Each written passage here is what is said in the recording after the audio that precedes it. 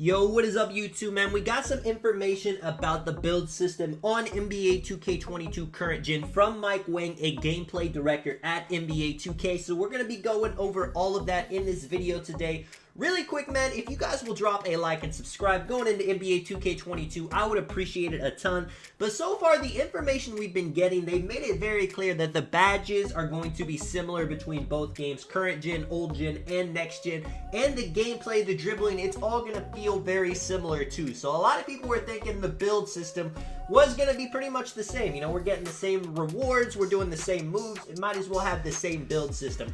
But Mike Wang says right here, pie charts will be in the current gen builder. They got some new ones added. As you guys know, they added some new ones to NBA 2K21 this year, but there weren't that many. There was just a few, and none of them were really that game changing. Honestly, nobody really even used that many of the new ones. And a lot of people are really disappointed to hear this. People are done with the pie charts. We've had the same thing. This is going to be the third year in a row of having it. And I get the view on that. I definitely think the build system always needs to be new just so they can keep the game fresh. But there is one thing about it that I want to go over. People are asking, how is the shooting going to be? Because you guys know in NBA 2K20, you could shoot consistently with a 73-pointer. If you were really good at the game, you could honestly hit very well with a 53-pointer. But in NBA 2K21, to play at the highest level, you honestly needed to make a play shot. You needed to have a 90+ three-pointer. Yes, you could hit with an 80, with even a mid-70s, but you could never be consistent. And a big part of being able to be a shooter on the game, to be consistent, is you gotta be able to have full confidence you can make the shot every single time. You don't actually have to make the shot every single time, but you gotta have the confidence that you will be able to. The defense has got to think that you're actually going to be a shooter on the court, or they're just not going to guard you. They're just going to let you shoot. You will eventually miss. You see right here, though, Mike Wang is saying that you will be able to shoot closer to 20 compared to 2K21, and I think that is a great thing. Now, am I a fan of pie charts coming back for NBA 2K22 current gen? No, I am not. Personally, I think every single year they should make a new build system just to keep the game fresh. Nobody wants to see the same thing they've seen 3 years in a row. And honestly, in my opinion, nobody wants to see the same build names. You know, play shot, we're tired of seeing that. Paint beast, we're tired of seeing that. I want to see some new build names, and I also want to see variety in the game. Now, I do think that there is a good chance that there's going to be nice variety, especially if they added some good new pie charts in NBA 2K22 current gen. In NBA 2K21 current gen, they added some new, but there was not really any point to make any of those builds. Like, they made one that was kind of like the half defense, half shooting, but you had more defense, but you only got gold shooting, and it was only a couple of attribute points, so it wasn't really worth it. If they added it right and they actually have, you know, 15 to 20 pie charts in the game that give you different variety builds to choose from, different build names, different ways to play, then honestly, I do think NBA 2K22 current gen will be a fun game to play because they are going to have new badges. The gameplay is going to feel different. If you guys remember, NBA 2K20 and 2K21 current gen almost had the exact same looking build system, but the game played completely different. They had new parks. We're going to have a new cruise ship park to play on.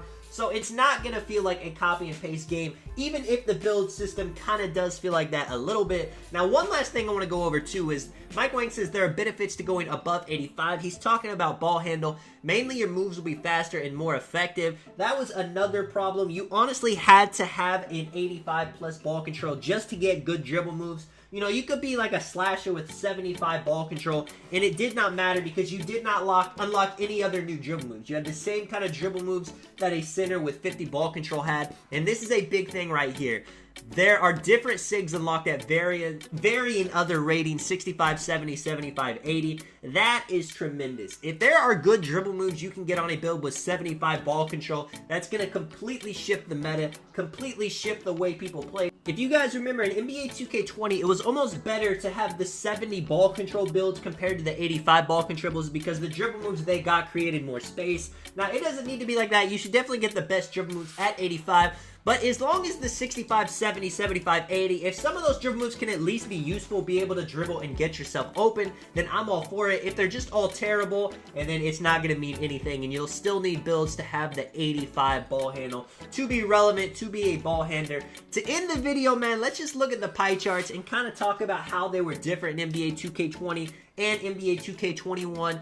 In NBA 2K21 current gen, I mean, you needed a 90-plus three-pointer to really be a lead guard and win efficiently, and that kind of left you with two options. You could either make a play sharp with the Hall of Fame shooting, Hall of Fame playmaking, or you can make a pure sharp. There was also a pie chart in there that was a little bit more shooting, a little bit less playmaking, and you only got gold playmaking charts. But honestly, choosing between the three wasn't even an option because one of the pie charts was going to be so much faster than the other two, and the three-pointer was still in the high 90s. So like, why do you need a 99 three-pointer as a pure sharp with slower dribbling if you already get a 93? Same thing with the other pie chart that only gave you gold playmaking badges.